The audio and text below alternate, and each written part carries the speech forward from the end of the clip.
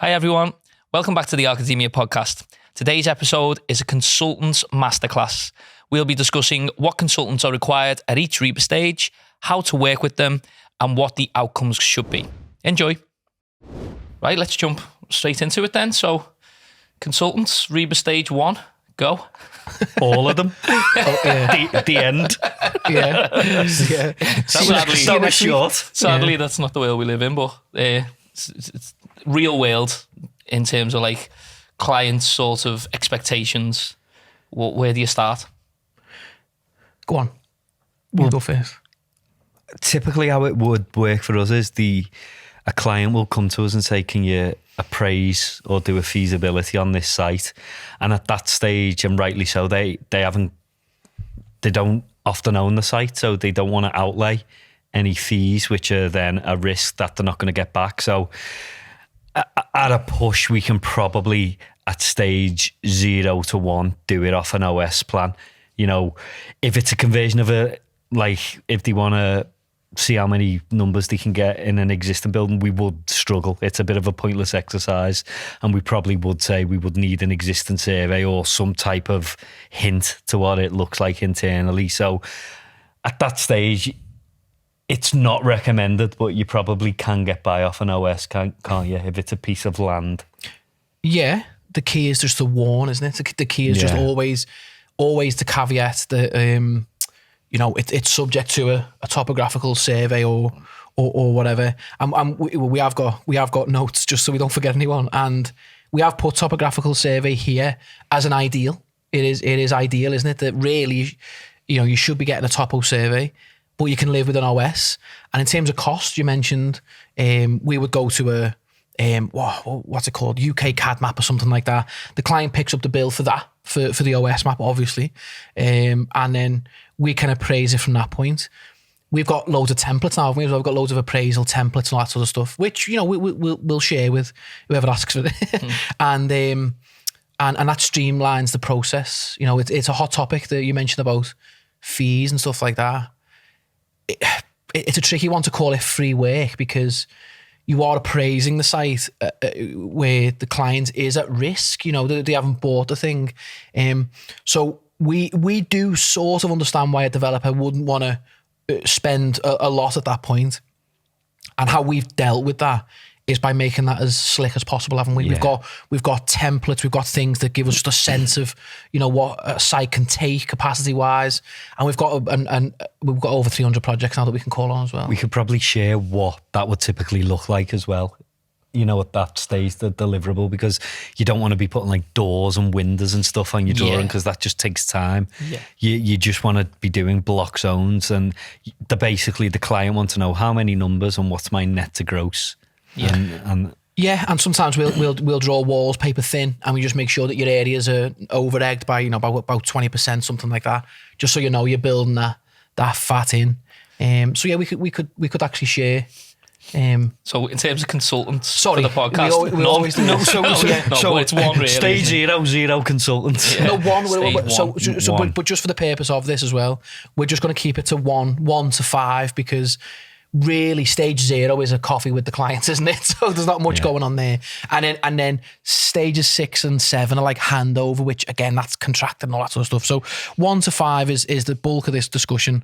And just to get to the point, as you say, for consultants, we are saying a surveyor, a contract admin, and a project manager. And the contract admin and project manager might seem a little heavy-handed, but it's never too early to discuss procurement routes, what might the contract be eventually, what's the form of contract with all the consultants, all that sort of stuff. And a good project manager from day one as well are absolutely worth the weight in gold. For the clients as much as us. They protect everyone. Yeah, they do protect everyone. And a good project manager, my favourites, we may as well do the odd shout out, because we're speaking very highly of people.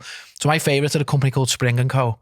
And the difference I find to them amongst a lot of others I've worked with is they get really stuck in. So they've helped on complex projects with certain licensing agreements, or it might even be they get stuck in with like section agreements with local authorities and things like that. So if you get a good project manager from day one, they can kind of free you up to design. Yeah. You know what I mean? So, keep you focused. Yeah, so what I would say at stage one, it's key to get a red line, because although this sounds really simple, it can often have implications that you don't realise if you don't get it correct. And then later down the line, it can really bite it on the behind if you haven't ascertained what your red line is. And then with that, any additional title information, which will then include like any restricted covenants or easements across the site. So you wouldn't put that on a consultant though, or would you? It's more client responsibility. It's more client responsibility to give it to them, but often they won't. So you have to tell them, does it have any of this, this and this, as this came up in your legals? Because a lot of the times, like an easement, say there's a drain across the site, it will have like an easement like 5 meters either side or 2 meters either side or whatever that you can't build. So having these established at the earliest possible moment basically allows you to, the site designs itself, because there's only certain amounts of places you can put road, houses, apartments, and we generate a constraints plan, don't you? Yeah, first. and the constraints plan is key. We should have mentioned that really. Before you appraise something, generate a constraints plan on the back of that. And one big message we're trying to get across today is you can massively streamline your own process by letting other consultants do a little bit of the thinking for you, a little bit of the work for you. And at this point, you should really insist that a solicitor relays some of that key information to you, the conveyance solicitor on the site, or the client, whatever. But that's normally the source when they do the searches. So when you buy a house, they do tell you those things, don't they? Yeah. So there's nothing stopping them doing the equivalent on the start of a project, and then that will inform the constraints plan. And on the flip side, like some solicitors, there's only key things you're probably looking for at this stage. Some will give you like a document with like 500 pages. You need to just say, I'm appraising this, just give me the headlines, because otherwise you can spend 2 days digesting the document and none of it's relevant. I haven't tested it yet, but Adobe have rolled out this AI thing within PDFs now, and it does one of the main things at the top. It gives you some standard buttons. I only saw it yesterday, and it said, would you like me, it's like someone's like speaking first person, would you like me to summarise this document? So I might give that a try next time and see what happens. Yeah. But I'd be nervous. I would double check it myself. Yeah. Always just say, get it from source. You shouldn't really, a lot of consultants, clients, whatever, they fall into the trap of thinking the architect does everything. Yeah. And one of the main messages today is that is, it couldn't be further from the truth. We don't do everything. We kind of orchestrate everything, but we don't do everything. And in this instance, try and just, dig your heels in a little bit and say, that's not for me. It's not for me to read a 500-page document. It's for the person who done the searches and created the document to give me that summary. We'll all be better off. And the best way to summarise something is on a drawing. So don't tell me, like in text, where an easement is. Show me on a drawing and you know exactly what you're dealing with. I had a similar scenario yesterday. So planning came back on one of my projects and they said I need to design a couple of parking spaces to this certain standard. And I looked at the document and it was like 80 pages, and then it just basically summarised to that drawing. And that at certain stages, that's all you want, because it can become overwhelming to be like swallowed up in text, can't it? In terms of working with the consultant then, so, contract getting admin it back on track. So because we'll do this all the way through, but contract admin and project managers, they're nice to have, and we'll touch on how important they are in the later stages. But it is great if you have them on stage one. Not always possible, but so for stage one, working with this particular consultant, a topographical surveyor, for someone who's never done it before, what's the process? Good question. I've actually done it this morning. just met one on site. So another thing we were saying before we started was about if anyone listening to this wants a bit of advice on who to go to and stuff, just get in touch and we can provide that. And I think we will probably include some of that in courses that come this year as well.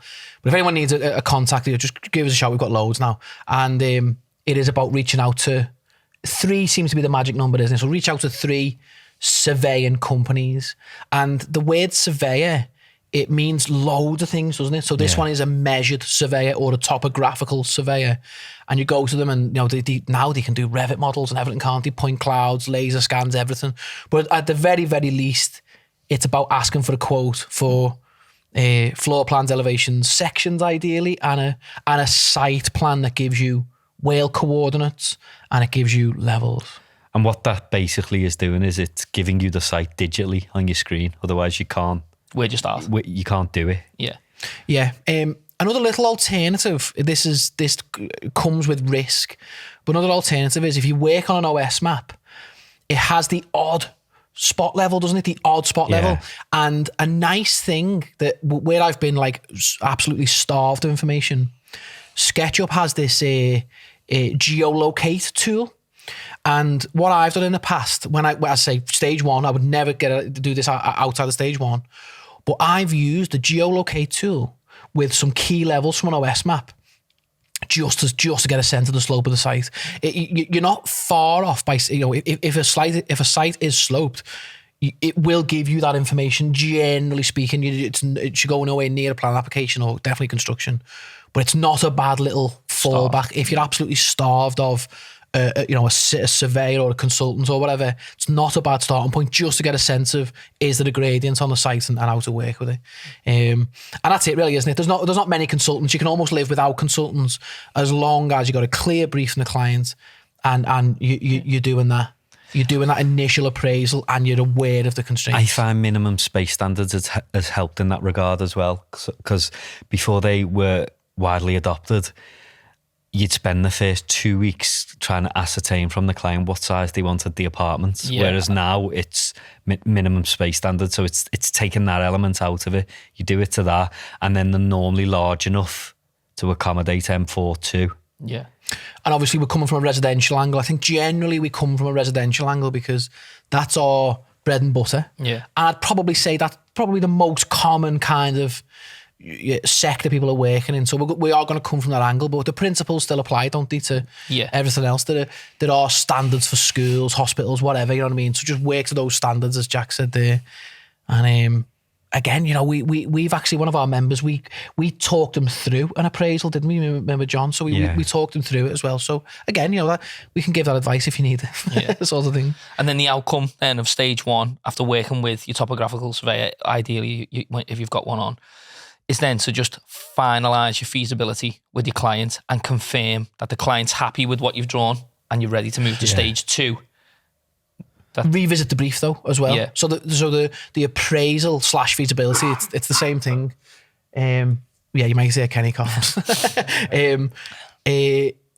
I use, because sometimes the brief's dead vague, isn't it, when you get it? So sometimes you use the appraisal to just weed out the brief. I'm doing it at the minute on a job, and then you use that to then go back to them with and say, does this represent the brief? It's a nice stage to just nail that, because if you continually evolve in the brief as you go, it's knackering. So it's nice to just revisit the brief, get it in writing, that's the brief. And then really from that point, you are in kind of the billing stages, aren't you? Which I should say, we'll get into stage two. Yeah. So then, RIBA Stage 2.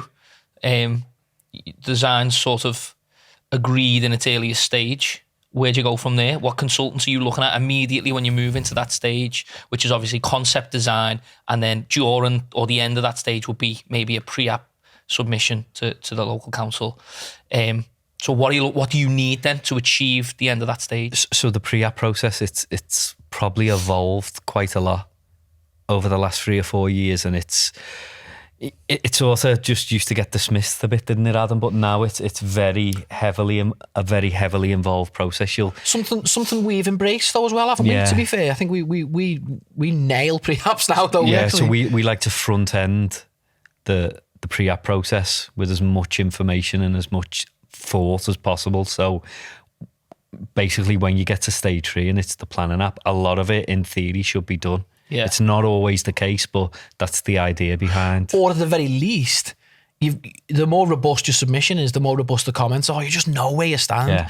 And pre-applications, for anyone that doesn't know, pre-applications are an early discussion. It is a submission, it is a paid submission, but it's more of a dialogue with the local authority that isn't in the public realm, so you can keep things behind closed doors. There's no real need to consult too many statutory consultees, local resident groups and all that sort of stuff. It's just your first crack at the thing. But we, as Jack said there, it's got more prominence over the definitely the last 5 or 6 years, in our operation. But we've embraced that by almost turning our pre-apps into mini design and access statements. And we've seen a lot of success because we do have to convince clients of a bit more fee up front, yes, but they've all seen the benefits, haven't they, of the streamlined process afterwards. To answer your question, bring it back on topic. For me, the first two are planning and heritage. Heritage being if it's needed. But you know what? More often than not, especially in Liverpool, a heritage consultant is near enough needed all the time because there are wider heritage impacts, aren't there? You know, in our city, like on the cathedrals and things. So there's always heritage to it. Doesn't have to be a list of buildings to have heritage. And there's a crossover with heritage to other areas as well, because there's more often than not, they will do a townscape and visual impact assessment, but sometimes the landscape architects can do them as well. Yeah, it does kind of thing. And if you're dealing with a building of height, you probably want to start introducing them type of conversations early into the pre-app process. So would you say that's an absolute must at stage 2? It's not a must because of assessment, or it will get appraised without it, but the response back will be limited. Yeah, so it's always better to do it so you can get those comments back from the planners earlier rather than then getting it all back at stage 3 and having to do a lot of work then. Well, there's too much catching up to do, isn't there? So you're better off assessing visual impact at that stage, even if, and again, this is why we do push the idea of architects having at least a level of rendering capability, because you can actually create those views yourself. You can't do the assessment yourself. That's important. Architects aren't necessarily qualified to do the assessment, but there's nothing stopping us doing an accurate 3D model to represent the views. So again, if in the absence of the appropriate consultant, you could still create those views, and then again, just caveat it by saying just subject to a final assessment. But planning consultant first. What's the use class? You know, things like that. What is the use class relevant to the site? I suppose you should really know that yourself, but planning consultant gives you the definitive on that. Heritage gives you a sense of, again, that kind of wider impact. And there are consultants that do give urban advice as well, aren't there? Now, that could be a planning consultant as well, as in like maybe a bigger consultancy would have like an urban sort of urban designer maybe in there that can give you a little bit of a sense of that. We've got a guy in Liverpool, I forget his name now, we've got a guy in Liverpool who helps with a little bit of urban commentary as well from our side. But you often find that comes from planning consultants, heritage, landscape. That's it. Yeah. Sorry, So he's brilliant about, he used to work at the council in that kind of urban position, and he just does give you a little bit of advice on urban impact. Can you justify that height? Can you justify that type of use class? You know, is it a corner site? Is it a middle site? All that sort of stuff. Yeah. So, which is key at stage 2. It's massive. It's all about height really at stage 2, particularly in Liverpool, because the more height, the more units, the better the building. Well, and bulk, I think, and bulk as well. Massing isn't just vertical height; it is chunk as well, isn't it? You know what I mean? How chunky is it? But then what I find is a planning consultant almost becomes, in this window, the project manager. So you still could have a project manager, of course, running the entire thing. But I like that a few favourite planning consultants of mine who really do embrace the role of, right, I'm going to dictate the submission. What are we submitting and when? And you know what I mean? And what's the tone? Are we expecting an appeal here? Are we expecting to be laughed out the room? So we have done those schemes where we're expecting confrontation. So we pitch everything as if we're going to go straight to an appeal. That's so important. And the architect doesn't really advise on that. The planning consultant gives that. And the planning consultant also recommends legal advice. I must admit, I get a little confused with King's Chambers, Queen's Chambers, all sort of stuff, but just top lawyers, basically. And they just give this amazing advice on, you know, have you got grounds for this at appeal? You know, it's absolutely brilliant. I've had like a real top lawyer from, I think it was a KC or a QC, and he read my design and access statement top to bottom and just reworded it so it was better fit for an appeal process. Brilliant. Absolutely brilliant. But that's not for the architect to advise, that's for the planning consultant to advise. So you can almost take all that worry away from yourself then. Again, the message here is about keeping you nice and focused on the design. All that advice comes as long as you're aware of these consultants. So in terms of working then with the consultants, you've explained like a lot of what the planning consultant does, but for us working with them, are you just off the bat, you get introduced, planning consultant's appointed, send them an email and send them the information we've drawn today, appraisal, say critique and just that, say, critique that against policy, tell me where I need to change. That's it. And that's how it impacts our day job then, is he's away doing all the stuff you've just been talking about, that's his role. But in terms of how they affect our role at stage 2, it's just feeding in potential policy comments so that we have to reiterate. And then the beauty is, even though we are going to recommend some now, the beauty is a real good planning consultant also then drafts a team list and says, I think on this site, we've done a few housing schemes that are really landscape led. So not every project needs like a landscape consultant this early, but some do, and a planning consultant will say, definitely need landscape on this, definitely need I'm trying to think of others, drainage, civils and all that sort of stuff. They generally recommend it. And they'll have half an eye on the validation checklist as well. Yeah. They'll be thinking, if we get as much of the validation checklist dealt with for pre-app, we're onto a winner for the full app. And again, for anyone who's not familiar, a validation checklist is a set of documents that allows the submission of an application, from payments to the actual case officer's desk. Different planning consultants will take a different view on it as well. So I've worked with some who will let you put a scheme in quite bare, so you get an invalid letter, and then it tells you exactly what you need. Oh, so you let them tell you. And then the client isn't like forking out potential risks in terms of consultants and stuff. I find it's not the best process because it's more of a reactive process then. Whereas if you go in and you've considered every possible avenue, you will still come to like discussion points that you need to address and get over, but you're generally in a better place if you're hitting the validation list from the offset. And what we're getting at here is, again, we're early in the process, so a lot of the clients that you deal with, they don't want to be paying for stuff that they might not need. Yeah. So we're always banging the drum of appoint everyone as early as possible. But clients at that stage, sometimes they don't even own the site. Sometimes they've only got an option on the site. So they're like, I don't really want to pay 5-10 grand on that consultant when the site's still at risk for me. The pre-app might come back and they might just say flat, no, you can't develop on this site. It's very rare that would happen, but there still is risk there for the developer. So that's exactly what you're saying. Some planning consultants, if they're aware that clients might not want to fork out at that point, there's ways and means that you can sort of run the system that they, that exact scenario there, he's getting the response from the planners of exactly what consultants I need. find going for the invalid letter approach, it tends to hold a job up substantially. So we've had jobs like church conversions before, haven't we, where the particular client hasn't wanted to fork out on consultants, so they've waited for the invalidation checklist, but we've been like of the advice, it's a listed building, so we can see quite a lot of these. We know you're going to need a heritage appraisal and stuff, and they don't go for it thinking they might get lucky and not need but it. it's not really, it doesn't really work like that. Some of them are obvious, aren't they? Some of them are obvious, and then what happens is it's invalid, and then it can get lost in the system then as well. And by the way, this probably is the right time to explain that we are at the type of practice that we prefer it consultant heavy, I would say. There are inefficiencies in having too many consultants. There is too many cooks and all sorts of stuff, yes.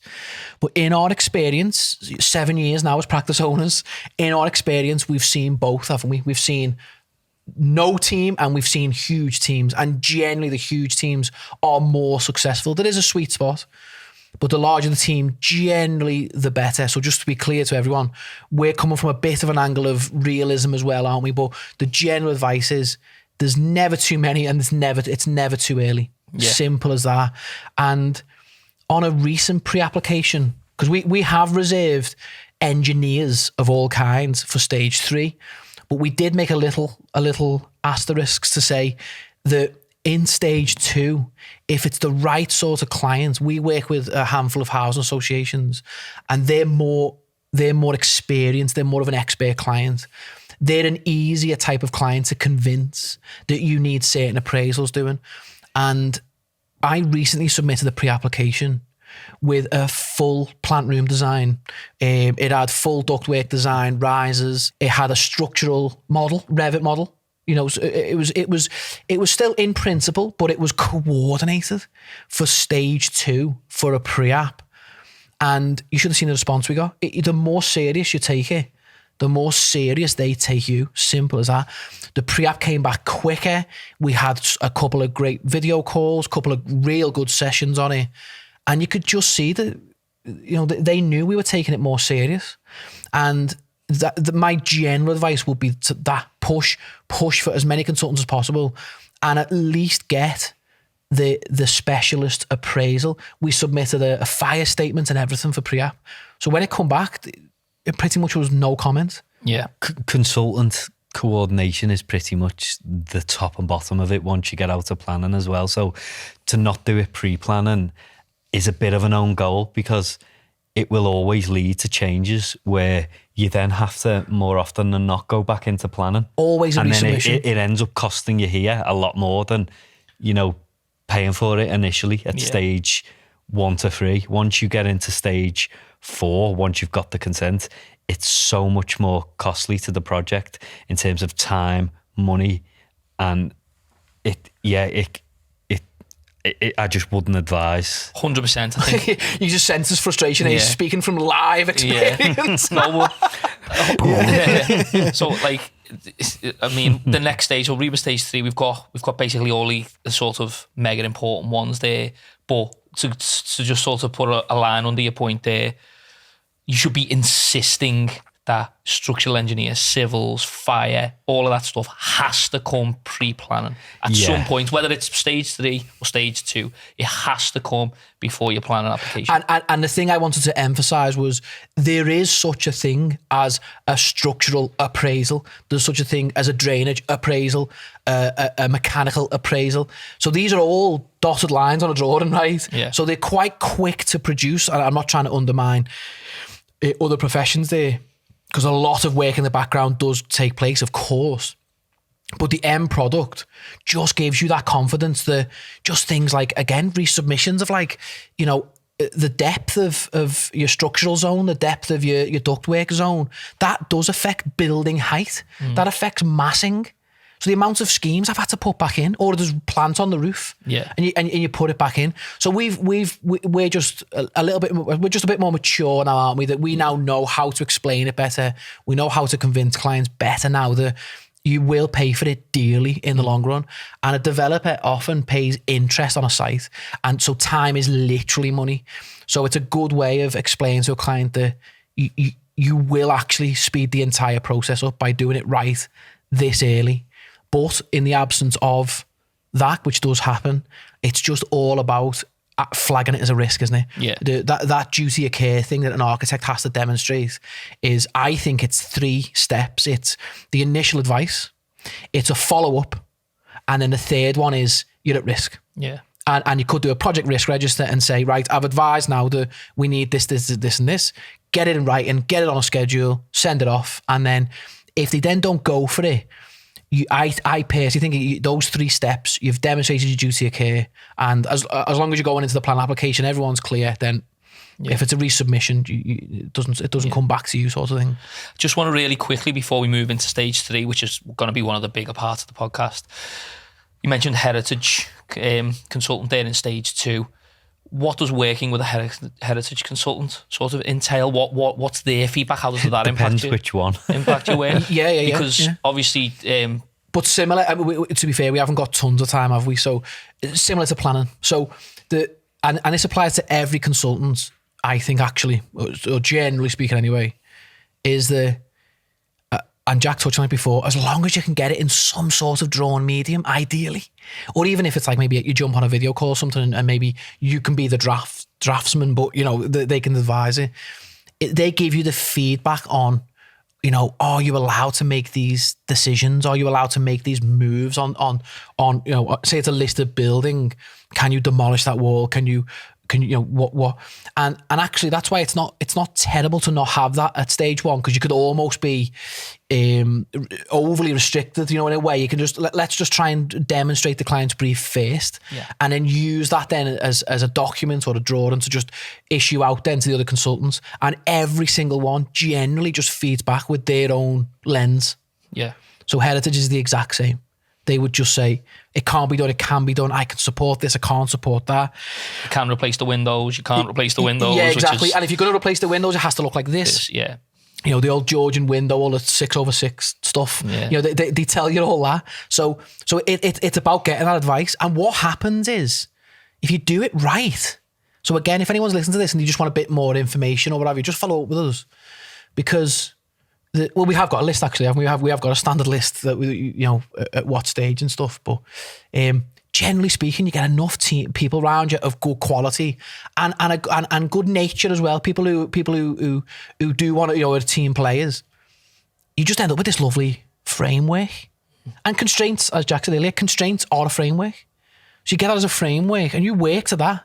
And I touched on this little saying of like, it gives you the guardrails to just work. If you work to the advice of all your consultants, generally speaking, as long as you can produce a nice piece of architecture while you're there, you're on to a winner. So similar to planning. Yeah, good. Yeah. So we'll get into the big one then. So outcomes of stage 2 are you submit your pre-app, and then you get your advice back. That then starts to form the basis of what the scheme's going to look like for planning. And at this point, this is where we get strong, especially in our office, if we haven't already, on all the other key consultants.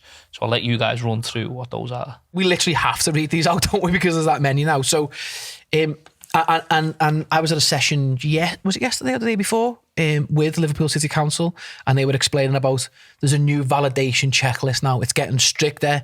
It's getting more towards better quality design. And I'm all for it. It will make our job trickier earlier in, but all it does is speak to what we're trying to say today. It just brings that wider team in. It brings that better assessment in early doors, which is not only the way, it's the best way to do it. So again, just a caveat that all these consultants I'm going to just reel off now should really be at stage 2, but an absolute must at stage 3. And I also like that the RIBA have changed the name of this stage to spatial coordination. Yeah, so it used to be developed design. It used to be developed design. I think it used to be stage, back in our day, it used to be like stage D or something like that. It was D, wasn't it? I do like that it's changed the numbers actually as well.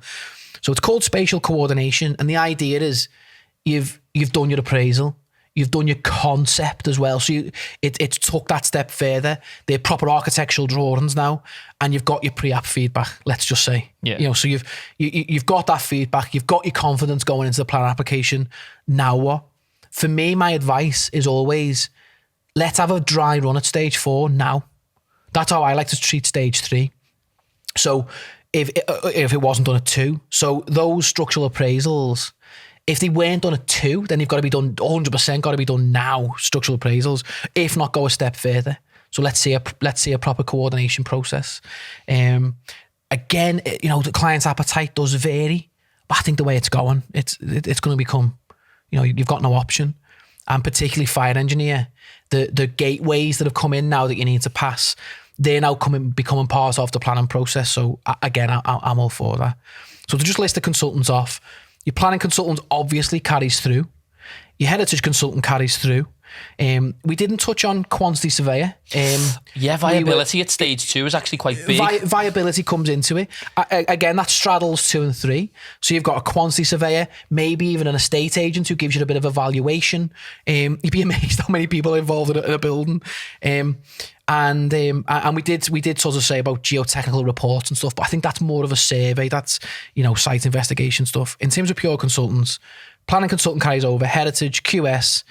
Then we've got structural and civil engineer, fire engineer, MEPH, by the way, I like to throw the H at the end, mechanical, electrical, plumbing and heating, just so the client knows that we don't do radiators, even though Jack's drawing them at the minute.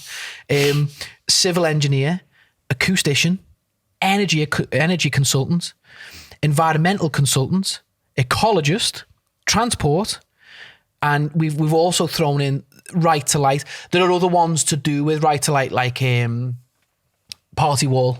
and little disputes like that. So, those sort of things, right to light, party wall and things like that. And the idea, because that, and landscape actually as well, it sounds like a huge list, but you'd be amazed that as long as the architectural scheme is in the right sort of place, no individual role there has to be huge. It's just a case of checking the architectural and giving it a good sense check. Is the plant room in the right place? Is it the most efficient place? Are we making the right sort of allowances for just risers and things like that? Spatial coordination. That's why it's called that, because have you got the right zones for it? I suppose the best way of doing it. It's not quite technical design yet, is it? As you say, you're not in stage 4 yet. It is about just, have you got the space? Exactly what you just said. Yeah, like if it's sprinklered, how much tank storage do you need, and can you spatially fit it in? Yeah. That is probably one of the best examples, actually. A sprinkler tank is massive. And, if you do a planning application and you're not getting that advice, you can have a wild guess at it. But if you're not getting that advice of planning, it's automatically going to be a resubmission, whether it's a non-material amendment, a Section 73, or a full application. I've seen that before. And it's devastating to the process. Yeah. And I suppose at this point now is where serious DTMs are coming in, design team meetings. So you should be having them earlier. But again, if you haven't got loads of consultants appointed, it's more just like client meetings in the first few stages. But stage 3, you should be having them consultants appointed, kick-off meeting. Right, we're getting ready for a planning app. Everyone feed in, here's where it's at. All go away and look at it, start marking it up, give us it back. And that's basically, I keep trying to bring it back for people who've got no experience in this whatsoever. If you've never worked with consultants before, you might not even know what a MEPH does, you know what I mean? So it'd be good if you can go into a little bit of that. If we'd be here all night, if we've talked about everything. No one wants to talk about MEPH. But I do. But I suppose you were trying to cover it off earlier when you said they all work in a similar way. You're basically just sending them your plans to get back with their specialist advice, because their specialists we're not. And the at this stage, the application is only as good as the weakest bit of information. And what I mean by that is, I'm quite advanced in a project, and it was very consultant heavy, which was good. But in one particular area, it was landscaping. They said, will you have a go at that? And I said, well, I can do you a landscape plan based on my experience in the past, but it won't be endorsed by the local authority. And when they start asking for like species of tree, roots, zones and stuff, I will fall short. And they said, okay, yeah, but let's get it valid. Got it valid, and then very late in the application, it reared its head. It became an issue. And whereas that wouldn't have taken any time, it probably added about 6 to 8 weeks on sourcing a landscape architect, getting them to now work to a scheme that was rigid, because it was all set, the parking was set and stuff. And that's what I mean by you're only as strong as your weakest. It's really good point, because what we're saying here is it all comes back to the only person who's going to come down on you is the client. And how does it affect the client that, like, when they get this stuff wrong, if you appoint a consultant too late in the process? And what you've just said there, that particular job, if you've had most of the consultants on and just left one, if all those other consultants have signed off the design, everyone's happy. Yeah. And then you bring that one on late because the council have asked for it. But it's no less and important. it affects everyone's work. Yeah. So when they come in and go, actually, that doesn't work, the whole design team's got to get back together. And that, as you say, could take 8, 10, 12 weeks. And then the client's pulling their hair out going, what? I was on a committee next week to get this approved, and now I've got to wait 3 months for the next time I can get on. That as a scenario is exactly what I meant to hear about, that kind of 3-step duty of care thing. Jack warned the clients on those 3 occasions that were shy on this area. Yeah. So when it come back and everyone was panicking, not once did the client think of blaming us. They just sort of said, you warned us. Yeah, and let's get on with it. Yeah. And actually that does help for the solution-based attitude, because it's not, well, why didn't someone advise me? Your mentality as project architects, we're obviously, a lot of the time we're appointed as lead designer. And that's an important definition, isn't it? Because basically our job is made a lot easier by all the consultants we work with. But we are the lead, aren't we? So we might not be an expert in all those areas, but we're managing that for them, and that speaks to exactly what we're talking about here. And we are the orchestrator of everyone else's advice. My philosophy is I try and let the other consultants do one pass initially, as long as the architectural solution is resolved enough at stage 2. I then distribute that and say, do your best to work with it. Anything that you can't do and I have to move, let me know, make it clear, make that in red, right? Make it clear. And then I'll do my absolute best to, almost bend the architecture to suit your constraints. To give you a very direct one, to use M&E as an example, you need risers through a building. A riser, I didn't know what a riser was when I was younger. A riser is basically a hole through the building that has a little cabinet door on every floor, and it's for drainage, it's for electrics, it's whatever. And at one point in time, when I was less experienced, I wouldn't allow for riser space. And to get an M&E consultant on board to say, I need these types of cupboards, I need these meters, electric meters, water meters, and just give you a nice little zone, little box, width of door, because access is important.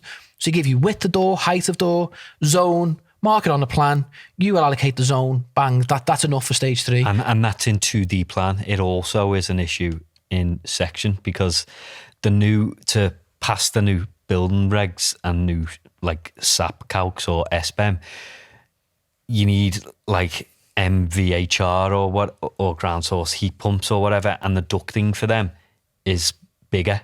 Right. So you need to drop the ceilings more, and that also needs to then speak to the acoustic treatments. Like, you're dropping the ceilings to fit the surfaces, but you also need to fit like a layer of insulation. And to not know what that's going to be at planning, you could be scoring a massive own goal. Yeah. That's the terminology you use with clients, isn't it? Don't be scoring an own goal. Yeah. When is the project being judged against an energy assessment like a BREEAM? Because then that's another layer. Then you know what I mean. There's more. Well, actually, the thermal regs are changing very soon as well, and so it affects thermal. It affects so much.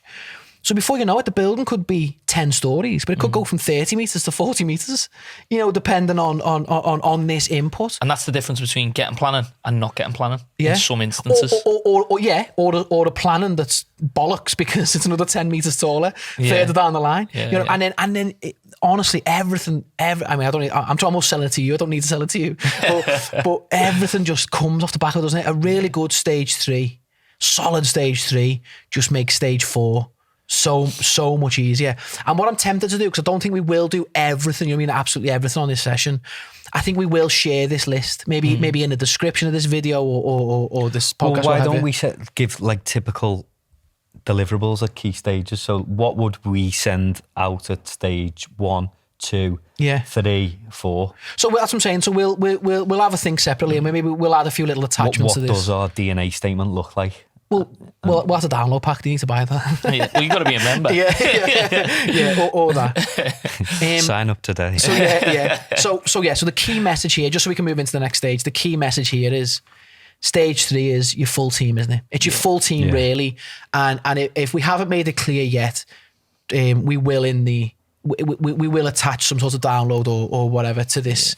I don't know whether you can do it on Spotify. I'll have to check, but you can on YouTube anyway. So if you're listening on Spotify, go to YouTube, and I will leave a link to some documents just to give that list. We've got a nice schedule, haven't we, and stuff.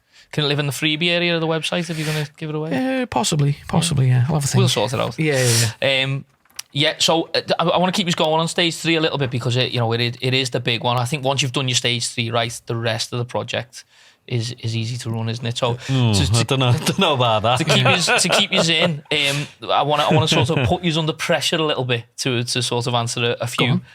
What are your most important? So, like, if you had to pick out of all the lists we've just mentioned there, if you had to pick the 3 biggest before you submit planning, is it structures, civils, fire? Is it M&E? What can't you live without for stage 3? Planning consultant, fire, and highways would be mine. We haven't mentioned highways / transport consultant, or did I? Well, you can't get it. You can't. You can't get it validated without it and passed. You can without structure and M&E. So although So, by the way, Although just for clarity, I'm not saying don't get any of these others because you definitely Which is need your them. camera? I think you're looking over there. But yeah, I like 100%. Like you need them. Don't go for planning without them still. But yeah, I'm just trying to see what you guys think are the three most important. But you can get planning without them. You can't get planning So that's a without good answer. Subject to the validation checklist, though. So the absolute textbook answer to that is check your local authorities validation checklist, because acoustics is getting more prominent now. So we have to do background, not us, but you have to engage in a background noise survey, vibration surveys. Is it over a tunnel? There's loads of tunnels in Liverpool. So if it doesn't matter how good your maybe structural appraisal is, if you need the acoustics for validation, it just doesn't matter. Yeah. You know what I mean? But we were having a discussion again before this, weren't we? My sort of the one that makes me breathe easier, and it's the opposite of what Jack just said, which is quite typical of me, is both of us, we do think quite differently, don't we? The one I like to just see is structures. Yeah. So I love it when, because you say I work mainly in Revit, and I just love seeing the structural model drop in. It makes the whole thing just look a bit more legit, a little bit more coordinated. And but you would get planning without that. You would. You? No, you would. Yeah, no, So it's fair. if you've got two, and Kenny said he's putting us under pressure, so you can only choose highways or structures.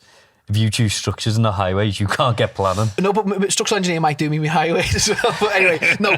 But so you are right. So it's no debate. Transport is a planning thing. Requirement. Yeah. Of course it is, because if there's no parking, the old car-free sort of developments, which is maybe for another day, you need a transport consultant to justify that with local surveys, infrastructure and that sort of stuff. Don't get me wrong.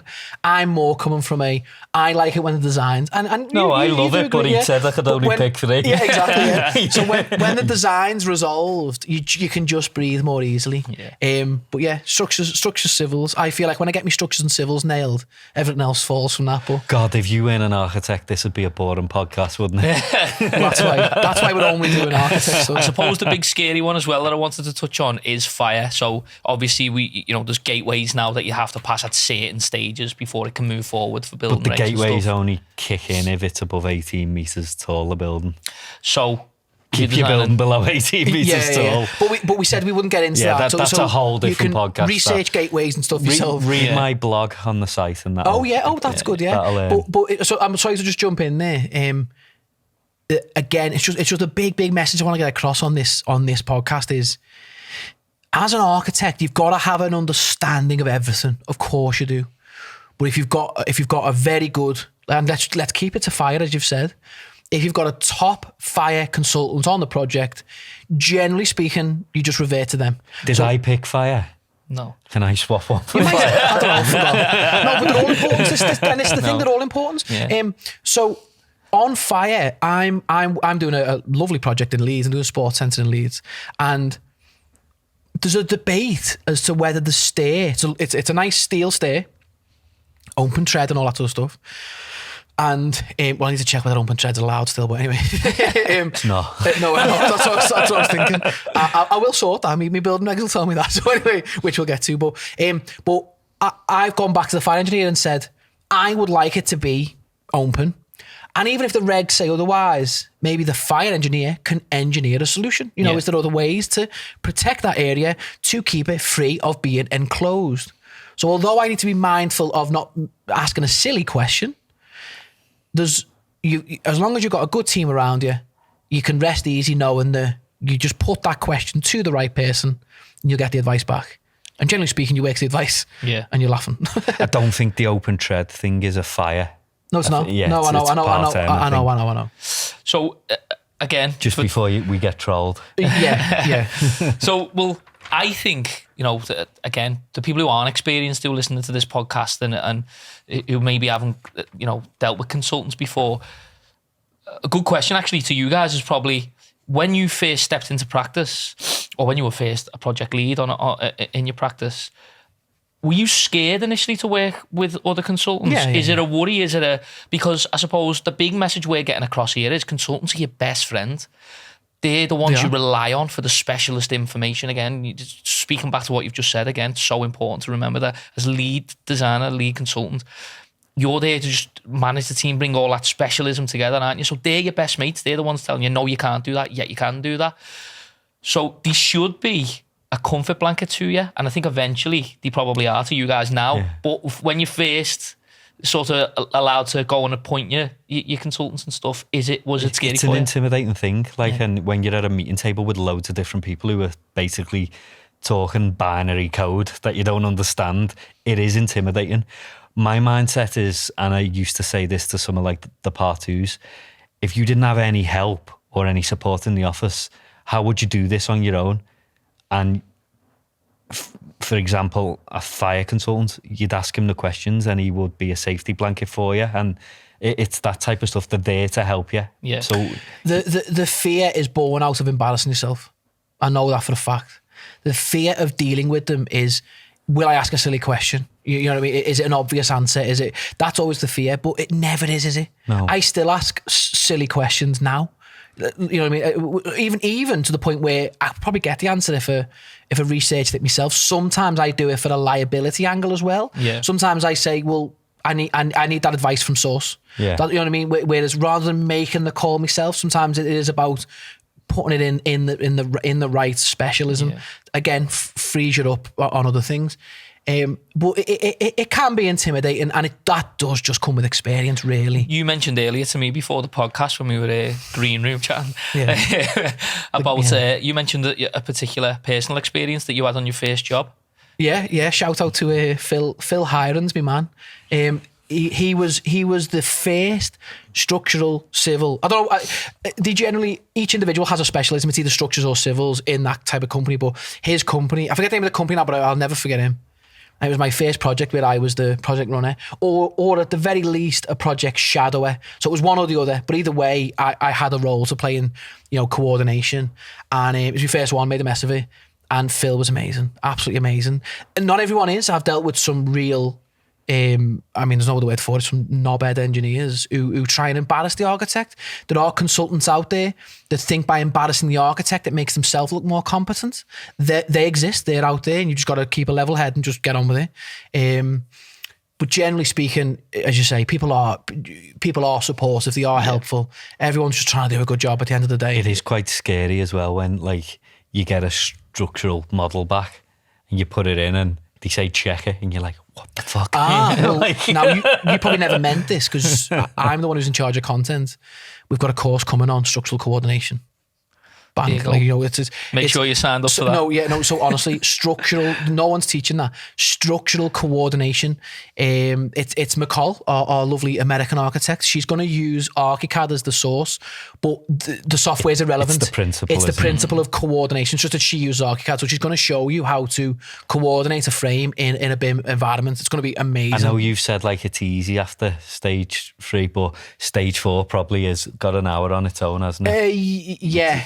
So maybe you know what I think we do. I do think we do a part 2. Actually, I know we're very off the cuff here. Yeah. Well, let's see how far we get because I think we're almost towards the end of stage 3 now. We've listed them all out. We've touched lightly. Well, rather than rush stage 4 because that is the majority of the fee, isn't it? I'd say. Yeah, it is. It is when you're going to tender. And again, we've spoken, at length about stage 4 can really be split into 2 kind of. It could be split into 4A and 4B depending on the stages of the tender and stuff. I think we do 2 parts actually. Just thinking about it now, this doesn't sound very professional, but just thinking about it now, I think we do reserve 4 and 5 for another day because we've probably got another 5-10 minutes anyway on stage 2. That's fine. That's because we don't want to bore everyone to death with the entire RIBA plan of work. Yeah. But we were just talking about the intimidation factor. Is anyone awake? Yeah, we were talking about the intimidation factor dealing with consultants. I do think that's something we can help with as well. We can make introductions. I think this is something that I think can be quite powerful with ArchAdemia. Is that we can? We were talking again about another story where. My history of before we set up RBA, my sector was education. I was doing schools left, right, and centre. I had very little experience in residential. Kind of in my middle time, my last practice. It was towards the end of that. I did work on a few nice one-off houses. Going into practice, Jack's specialism was more the residential side. So we had a good few weeks, just a little crash course on. These are the things you need to look out for and whatever. And for those early months, I was actually checking in with Jack, and we still do it to this day. To be fair, we all check each other's stuff. But for those first few months, I was just checking in with Jack, saying, is that about right? And what have you, interface distances and things like that. And one massive one that Jack did was, he just said, here's a list of consultants, fill your boots. Here's transport, here's planning. Alan, Richard, introduce me to all those people. Some of it was an email introduction. Some of it was just, here's the number, pick up the phone, tell them, you got it from me. And it's massive, isn't it? That intimidation factor just washes away when you do start to surround yourself with maybe 3 of each generally. And everyone knows, we know all them consultants work with other architects. It's a known thing in the industry. So if you have kind of 3 of each, more often than not, you end up with this lovely network, don't you, of people where you can just go to them. And sometimes it's just a little bit of ad hoc advice, isn't it? At stage 1, you might just speak to a fully planning consultant then. Yeah. And say, do you reckon I'm in the ballpark there? Yeah. And all that sort of stuff. So the intimidation factor, you can only deal with that with experience. But what I would say is the thing that we're trying to bring, if you like, to the market is you can get in touch with us and we can recommend some consultants that we know won't give you a hard time. Yeah. It's a great point that you make about building relationships with them, because a good studio environment is amazing because you lean on the people around you in the studio for help and advice. But beyond that, if you've got that in a number of consultants that you've worked with for years, and as you say, the client might not want to appoint them yet, but you still might need the guidance. So it's good if you're friendly enough with them to be able to just send them the plans in an email and go, hi mate, how you doing? Look, I've got this project. Client's not ready yet to appoint yet, but can you give me some dead quick advice? And I guarantee you that when the client is ready to appoint, you'll be the name that's put forward. We then make a big fuss about, we put the spotlight on them, don't we? And say, look, such and such has given us this advice, keep them in mind. Yeah. All that sort of stuff, I think. And being loyal like that, it pays dividends later on as well, doesn't it? Yeah. Design and access statements. I just want to because if people, I'm just going to throw that in there. Since we're staying on stage today, yeah. Yeah, just while we've got a bit of time left then, if we're just finishing on this stage, ours are a mighty document now. They weren't when we first started, but ours can be 60, 70 pages now in the bigger schemes that we do. And they are like just basically a one-stop shop for everyone's work, aren't they? How do you approach them now? So now with your hat on, with all your experience now, how do you approach your design and access statements with consultants in mind? Yeah, just get Rob to do it for me. Shout out Rob Jones. That's Rob Jones. He's the man. Rob, he's made most of the ArchAdemia templates. What I was going to say, you start with a nice ArchAdemia template, however you say it, and then go from there.